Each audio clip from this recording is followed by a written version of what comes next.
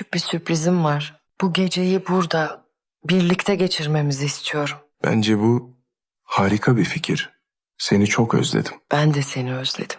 Bu gece sadece bize ait. Yaşadıkları tüm olaylardan sonra Alya, sadece ikisi için bir şey yapmaya karar verir. Alya Cihan için gizlice küçük bir sürpriz hazırlar, sonunda yalnız kalabilecekleri bir otel odası kiralar. Bu hareket Cihan için gerçek bir sürpriz olur. Odaya girdiklerinde Cihan hemen Alya'yı kendine çeker, kollarına alır ve bir anda duygularını gizlemeden birlikte yatağa düşerler. Bu gece onlar için sadece bir yakınlık anı değil, uzun zamandır özledikleri gerçek bir huzur ve mutluluk duygusu olur. Ertesi sabah Cihan Alya ile hayatlarını tamamen değiştirecek haberi paylaşır. Deniz'in velayet sorununu çözmeyi başarır, Boran tüm hakları resmen Alya'ya devreder. Bu yüzden Cihan geleceklerini artık ertelemek istemediğini ve en kısa sürede resmen karı koca olmak istediklerini söyler. Alya bu kararı destekler.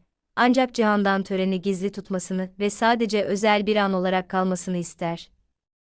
Cihan Alya'nın dileğini anlar ve kabul eder, ancak aynı zamanda, hayatları nihayet huzura kavuştuğunda bir gün mutlaka büyük bir düğün yapacaklarına dair söz verir. Kısa süre sonra en yakınlarına bile haber vermeden gizlice bir nikah töreni düzenlerler. Onlar için bu evlilik bir formalite değil, birlikte yaşadıkları her şeyin bir sembolü haline gelir. Resmi bir çift olarak malikaneye dönen Cihan ve Alya, aralarında artık hiçbir engel veya belirsizlik olmadığını ilk kez hissederler. Evlilik cüzdanlarını ellerinde tutarak, tamamen farklı bir statüde malikaneye girerler. Cihan ve Alya'nın görünümü, evin atmosferini anında değiştirir. Cihan artık kimsenin Alya'nın hayatındaki yerini sorgulamasına izin vermez. Açıkça artık resmi olarak karısı olduğunu ve bu nedenle kimsenin onu yabancı olarak görme veya malikaneden kovmaya çalışma hakkına sahip olmadığını ilan eder. Alya için bu sözler özellikle önemlidir, çünkü ilk kez bu evin artık ona da ait olduğunu gerçekten hisseder. Paralel olarak, Cihan nihayet geçmişinden bir başka zorlu hikayeyi, Meryem ile olan durumu da tamamlar. Feyyaz'ı hapse attırdıktan sonra, Meryem'i malikanede tutan tehlike neredeyse ortadan kalkar.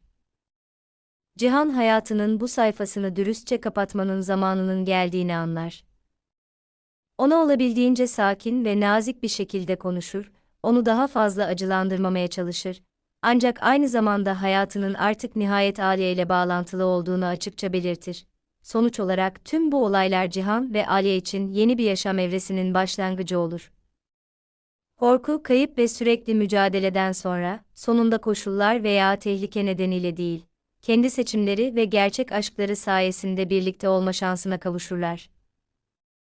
Malikanedeki hayat yavaş yavaş huzura kavuşmaya başlarken, Sadakat Meryem ve Serhat'ın etrafında olup biten her şeyi sessizce gözlemlemeye devam eder.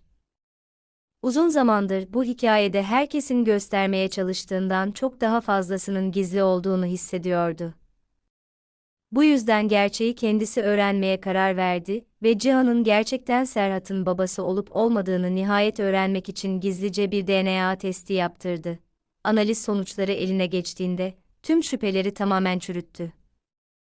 Test Cihan ile çocuk arasında biyolojik bir bağ olmadığını açıkça gösterdi.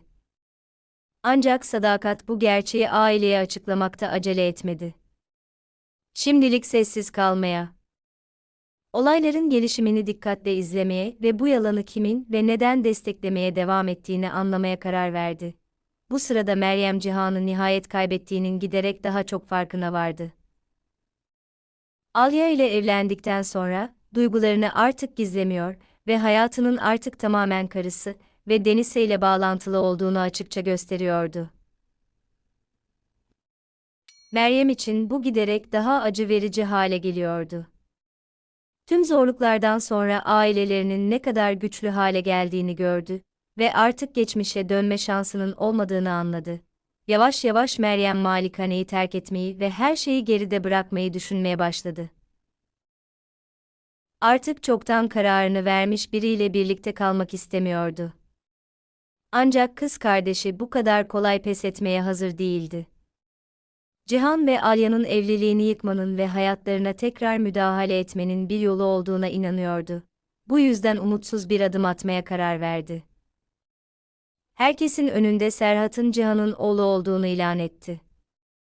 Bu haber anında tüm malikaneyi sarstı. Evdeki atmosfer hemen gerginleşti, çünkü böyle bir açıklama durumu tamamen değiştirebilir ve Cihan'ı çocuk aracılığıyla geçmişe bağlayabilirdi. Hesap basitti. Eğer herkes Cihan ve Meryem'in ortak bir oğlu olduğuna inanırsa, bu Cihan'ın Alya ile evliliğini tehlikeye atacak ve onu eski taahhütlerine geri dönmeye zorlayacaktı. Ancak bu plan neredeyse anında çökmeye başladı. Bundan sonra tüm yalanlar bir anda çöktü. Çocuğu kullanarak Cihan ve Alya'nın ailesini yıkma girişimi nihayet başarısız oldu. Meryem için bu acı bir darbeydi, çünkü artık geçmişi bir şekilde geri getirme umudu da yok olmuştu.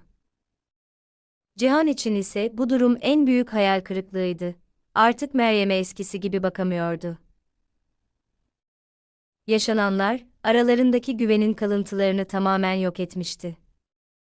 Cihan etrafında yine yalanlar ve manipülasyonlar kurmaya çalıştıklarını, çocuğu ve geçmişi kullandıklarını fark etti. Bu yüzden Meryem'e artık onu hayatında görmek istemediğini açıkça belirtti. Alya için ise bu hikaye, artık hiçbir şeyin ailelerini yıkamayacağının bir başka kanıtı oldu. Tüm entrikalar, geçmişe dönme girişimleri ve ilişkilerine müdahale etme çabaları, aralarındaki bağın ne kadar güçlü olduğunu daha da gösterdi. Yaşadıkları her şeyden sonra, Cihan ve Alya sonunda geriye bakmayı bıraktılar, birbirlerini ve ortak geleceklerini seçtiler. Cihan ve Alya'nın yaşadığı tüm olaylar, sadece ilişkilerini değil, kahramanların kendilerini de değiştirdi.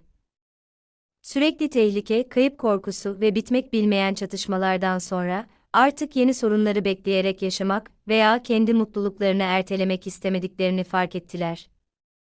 Bu yüzden evlenme kararları sadece bir formalite değil, tüm zorluklardan sonra her şeye rağmen birbirlerini seçen iki insanın bilinçli bir tercihiydi. Oteldeki bu gece onlar için uzun zamandır beklenen huzurun, en azından bir süreliğine tüm sorunları unutma ve sadece birbirlerinin yanında mutlu olma fırsatının sembolü oldu. Gizli nikah hayatlarında yeni bir aşamanın sembolü haline geldi. Bilinçli olarak gürültülü bir kutlamayı ve dışarıdan gelen ilgiyi reddettiler, çünkü yaşadıkları her şeyden sonra onlar için en önemli şey gelenekler veya başkalarının görüşleri değil, artık resmen bir aile olmuş olmalarıydı. Çift olarak malikaneye dönmek, Alya'nın evdeki konumunu tamamen değiştirdi. Uzun zamandır ilk kez, burayı evim olarak adlandırma hakkına sahip olduğunu hissetti. Bu koşullar nedeniyle değil, onu açıkça seçen birinin yanında olması nedeniyleydi.